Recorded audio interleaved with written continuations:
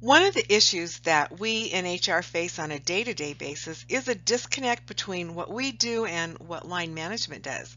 And yet, both of us have a vested interest in ensuring the company achieves success. Technically, line managers and supervisors handle the day-to-day tactical human resources function with support from the HR department. We call this our service role. Unfortunately, many supervisors, and in some cases HR, have not been trained on some very basic laws that quite unintentionally and by a simple misstep threaten the organization's business success. Today, we will look at 6 of those basic laws.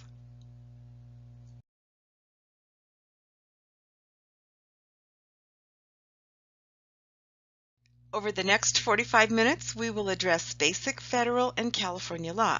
We will look at supervisor liability, basic wage and hour law, interviewing and hiring, OSHA, workers' compensation, Section 132A, and do's and don'ts for leaves of absence. Let's begin with supervisor liability.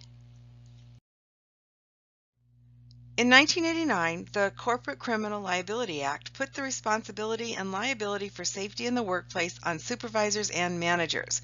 We called it the Be a Manager, Go to Jail Act. The California Fair Employment and Housing Act is a powerful California statute used to fight harassment and discrimination in employment and housing. The FEHA applies to all employment decisions, including hiring, promotions, transfers, training, discipline, scheduling, etc. In 2001, a California Court of Appeal held that under California law, employers are strictly liable for harassment of employees by supervisors, even if the employer exercised reasonable care to prevent harassment. And under FEHA, supervisors may be personally sued in court for failing to protect their employees from harassment and discrimination by anyone in the workplace. When we talk about discrimination and harassment, everyone is familiar with the idea of sexual harassment because FEHA has required all supervisors to be trained since 2005. However, you may not be aware of the other protected categories in California.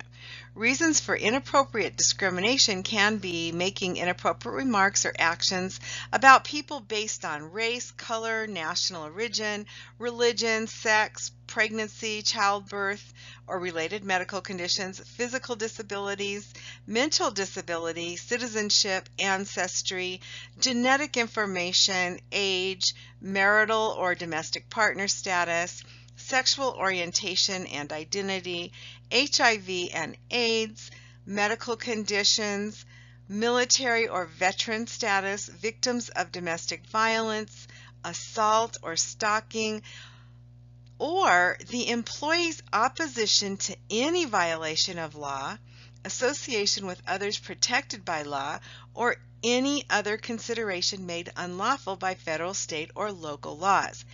And you may be a protected category if you are treated unfairly because you are perceived to be any of these categories. Another area where supervisors get into trouble is employee privacy. As a supervisor, you will have access to and may become aware of personal information about your employees. You have both a legal and ethical responsibility to safeguard and keep confidential all personal information on your employees. This includes information that may make your employees vulnerable to identity theft, such as social security numbers, names and addresses, driver's license numbers, and banking information. It also includes protecting an employee's privacy by not discussing their family issues or health information, regardless of whether it is volunteered by the employee or disclosed on employment records, such as insurance enrollment forms. Wage and hour law refers to the body of law that establishes and regulates wage standards, including but not limited to minimum wage and overtime. Now, most HR practitioners do spend some time going to at least 4 or 5 different seminars a year, maybe 12 if they're smart. They'll go to the different lunches that are available, and if they have the time. But a lot of times supervisors don't. And so they refer to or they defer to the HR department. But we're going to go over a couple of laws that you really, as a supervisor, need to know without having to turn to HR for the answers. The Industrial Wage Commission orders govern wages, hours, and working conditions in California. There are many other labor laws, but for the purpose of this presentation, we will review the IWC orders. The IWC orders must be posted by all employers in an area frequented by employees where they may be easily read during the workday. There are 17 different IWC orders in California, each industry specific. The wage orders explain classifications of employees such as exempt or non-exempt, hours and days of work, minimum wages, and working conditions. Exempt employees are generally paid a salary, and they are exempt from the IWC orders. Exempt employees are not paid overtime because they are not paid by the hour. They are paid for a service or a result.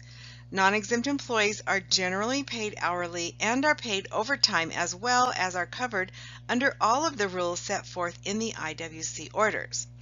The determining factor as to whether the employee is exempt or non-exempt is determined by the job duties. The IWC orders cover how overtime is paid. All employees are paid time and 1/2 for hours worked over 8 in one day and over 40 in a work week. The first 8 hours worked for any reason on the 7th consecutive workday in a given work week is also paid at time and 1/2. Employees are paid double time for hours worked over 12 in a day or any hours worked over 8 on the 7th consecutive workday in a week. Employers must define the workday and work week in order to calculate overtime. If the employer does not have an official policy defining the workday and work week, the DOL will assume the work week is Sunday through Saturday and the workday is 12:01 a.m. to 11:59 p.m. for the purposes of calculating overtime. Reporting time pay is explained in the IWC orders. It states each workday an employee is required to report to work but is not put to work, the employee must be paid for half the scheduled day's work, but not less than 2 hours nor more than 4 hours. If an employee reports to work a second time on a scheduled workday and works less than 2 hours, the employee must be paid 2 hours at regular rate. Now, the exceptions to this are if there is a threat to the employer's property, failure of public utilities, acts of God, employee requests to leave for personal reasons, or an employee reports to work unfit for duty. The IWC orders also include makeup time requirements. Makeup time must be requested by the employee. It cannot be suggested by the supervisor. It must be approved by the supervisor. It must be in the same week and can be requested up to 4 weeks in advance. The IWC orders state when payment of final wages must be made. Supervisors and HR often fail to communicate about a termination, and it creates a flurry of problems. When an employee quits without notice, all wages, including accrued vacation, must be paid within 72 hours.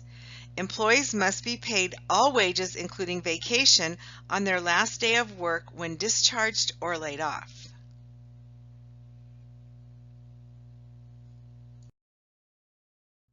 Upon termination, all wages must be ready and available for the employee at the place of employment, by direct deposit if pre-authorized, or mailed certified with a dated proof of delivery and a signature of receipt. If an employer willfully fails to pay an employee, the employee may be entitled to receive waiting time penalties of a day's pay for every day the employee has to wait for payment of wages up to 30 days. Allowing employees to volunteer to work off the clock must be controlled by the line manager. It is the employer's duty to exercise its control and ensure that off-the-clock work is not being performed. Even if the employee agrees to work off the clock, the supervisor can be held liable for failing to pay the employee. All non-exempt employees are entitled to 10 minutes of rest for every 4 hours worked. Breaks are not required if total hours worked are 3.5 hours or less. Meal breaks are required of no less than 30 minutes for any work up to 5 hours. If an employee works less than 6 hours, no meal break is required by mutual consent of the employee and employer. Unless the employee is relieved of all duty during his or her 30-minute meal period, the meal period shall be considered an on-duty meal period that is counted as hours worked, which must be compensated at the employee's regular rate of pay. An on-duty meal period shall be permitted only when the nature of the work prevents an employee from being relieved of all duty and when, by written agreement between the employer and employee, an on-the-job paid meal period is agreed to. A big partnership between HR and line managers is interviewing and hiring. In this section, we will give a few tips for best practices in hiring and a few of the laws that pertain to it. You really can't begin to find a candidate for a job until you have written a good, solid job description, including the essential job duties. Without a good, solid job description, supervisors and HR have no defense when it comes to discipline. Roughly half of the states in the U.S. legally recognize that an employer is responsible for and can be held accountable for checking the background and references of any job applicant before placing that applicant in a position of high public contact. Employers have been found liable for negligent hiring or retention of dangerous or incompetent employees in most states, including California. Negligent hiring is a claim made by an injured party against an employer based on the theory that the employer knew or should have known about the employee's background, which, if known, indicates a dangerous or untrustworthy character. Pre-employment background checks, employee drug testing, and employment physical exams are some of the ways negligent hiring claims can be avoided. To avoid negligent hiring and to find the best and brightest, have everyone that will be interviewing attend a training program that teaches how to properly interview. Always use an employment application for all candidates with background check authorization form, notice of drug testing, arbitration information, etc., etc. Closely review applications with employment gaps and frequent job changes. An employment application is better than a resume because it has a signature of truth certification stating that everything they said on the application is true. And then be sure to review that it has been signed. The Uniform Guidelines on Employee Selection Procedures are used by the courts to determine if an employer is properly hiring. The UGESP is not a law, but a guideline for hiring. These guidelines incorporate a single set of principles which are designed to assist employers with requirements of federal law prohibiting employment practices which discriminate on the grounds of race, color, religion, sex, and national origin. They are designed to provide a framework for determining the proper use of tests and other selection procedures. All employers should do pre-employment testing. Once the job description is complete, prepare basic skills tests to measure the bona fide occupational qualifications and essential job duties in the job description. Testing can include anything from preparing a PowerPoint presentation for a trainer, preparing a meal for a chef in a restaurant, or a simulated test of screwing a bolt into a nut for an assembly job. You also want to make sure that you check personal references, do background checks, and verify education, and do a post-employment offer physical so you can be sure they can meet the essential functions of the job. The source of a job offer differs depending on an organization's size, scope, and policies. However, there are still some very critical rules in the verbal offer. For example, never use terms such as temp to perm. This is an implied contract that they can expect to have the job forever and ever. Choose your words carefully. Whatever you say verbally may come back to haunt you.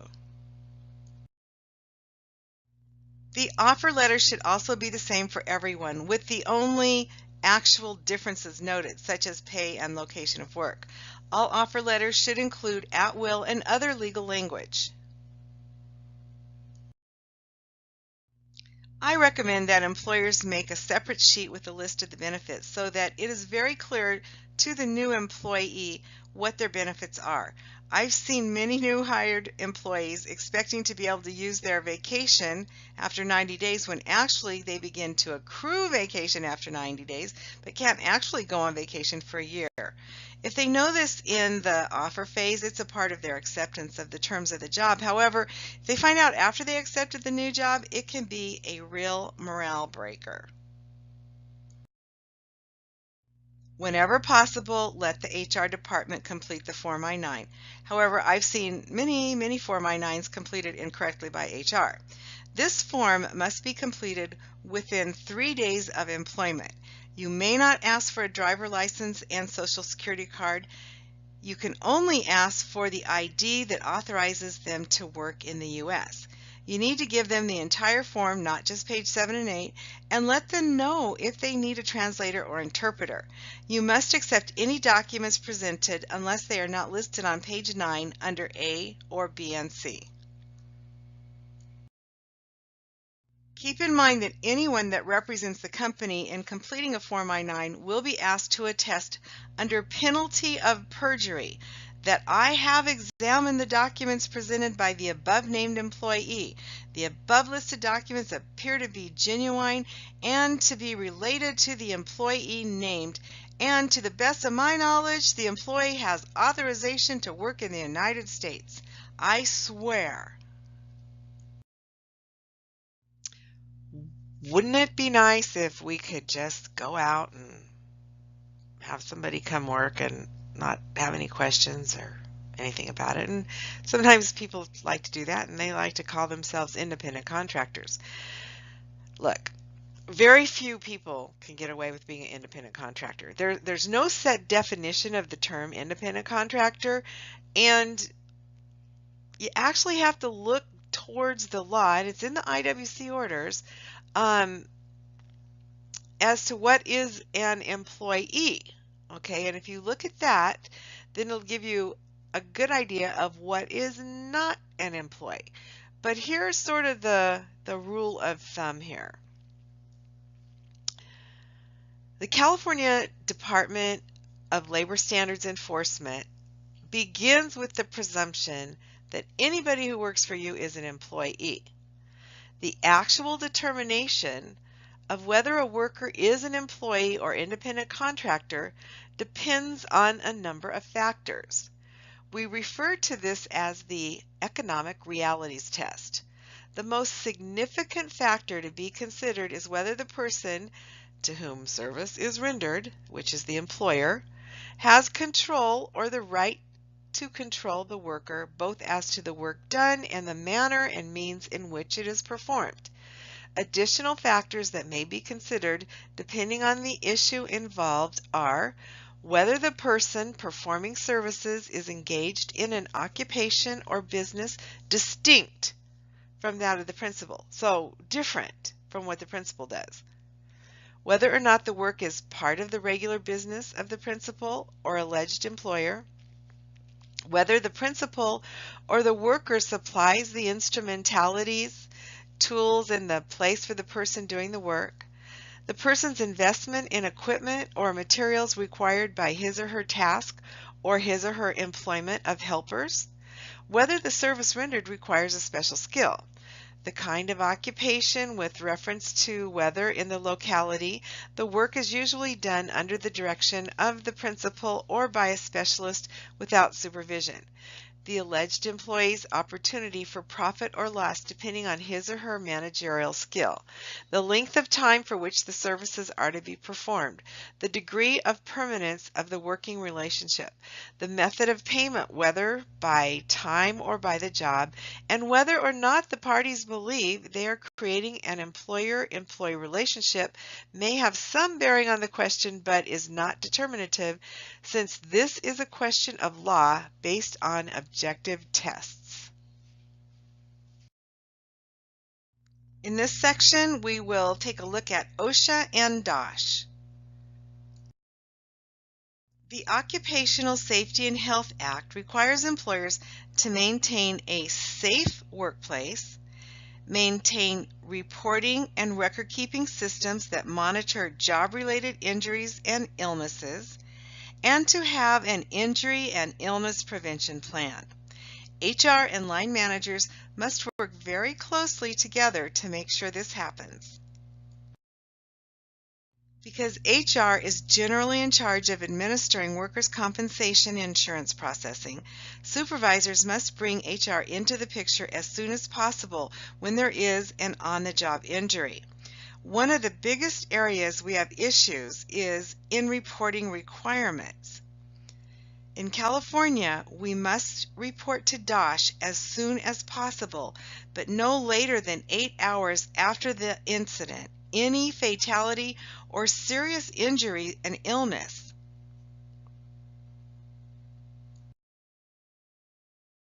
Responsibilities under OSHA require that we train all of our employees in how to work safely.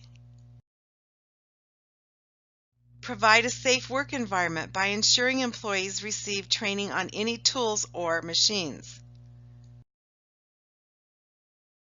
Warn employees of hazards. Establish safe operating procedures. Report within 8 hours any serious injury or illness or death. Keep records, Form 301, 300, and 300A of work-related injuries and illnesses. Post Cal OSHA posters of employee rights and Form 300A, which is a summary of injuries and illnesses. Provide employees access to their medical records and exposure records. Do not discriminate against employees exercising their rights to work in a safe environment. Workers' compensation insurance is a wage replacement program for employees who have had a work-related injury or illness.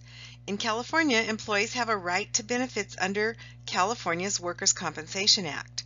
Under the Act, an employer is required by law to provide medical treatment and pay workers' compensation benefits to any employee injured on the job. Section 132A of the California Labor Code makes it illegal to discriminate against an employee for filing a workers' comp claim or having a job injury. To avoid issues with workplace injuries, here are a few tips. Treat the injured employee with respect and compassion. Get the employee to your clinic or the doctor the employee pre-designated prior to the injury as soon as possible.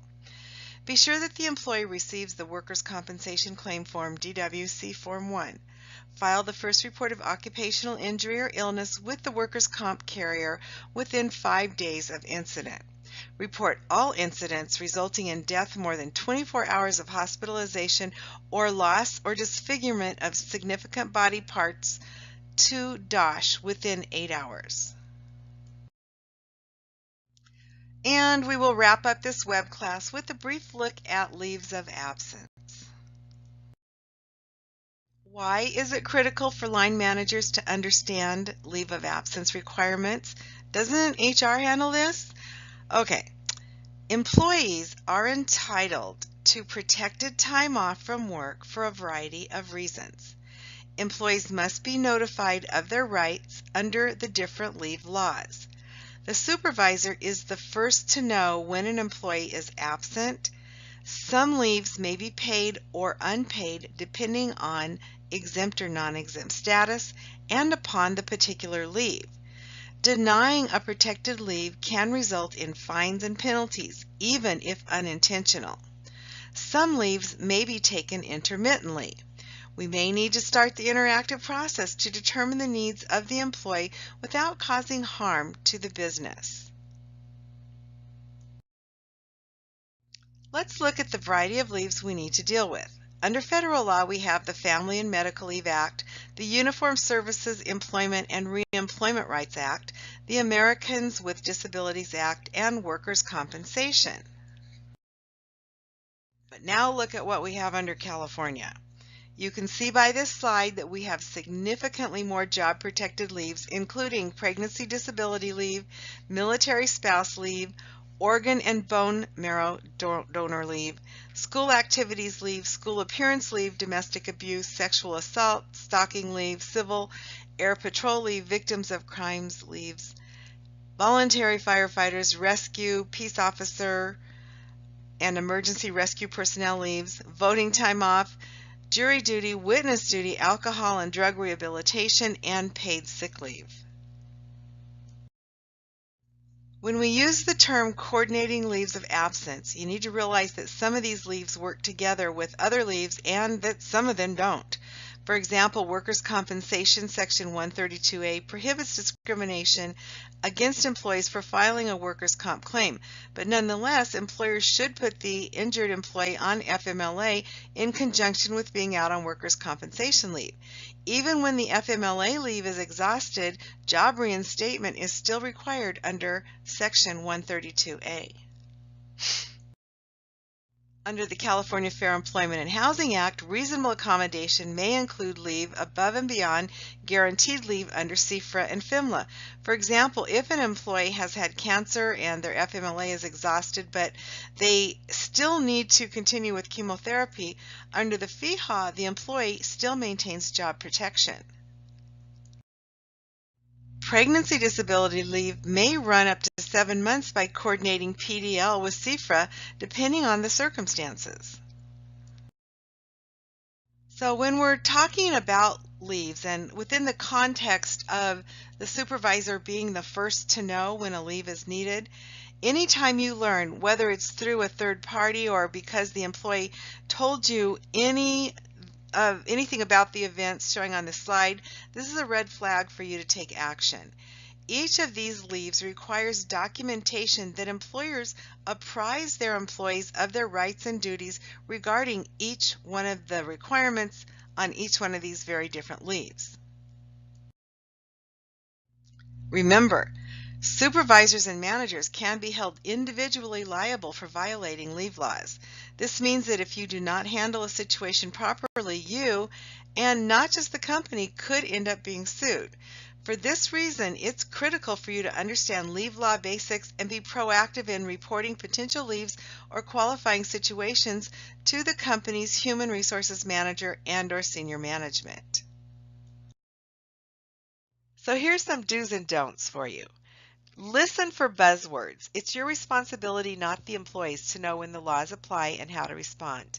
Notify your human resources manager immediately when employees request or use time off for legally protected reasons.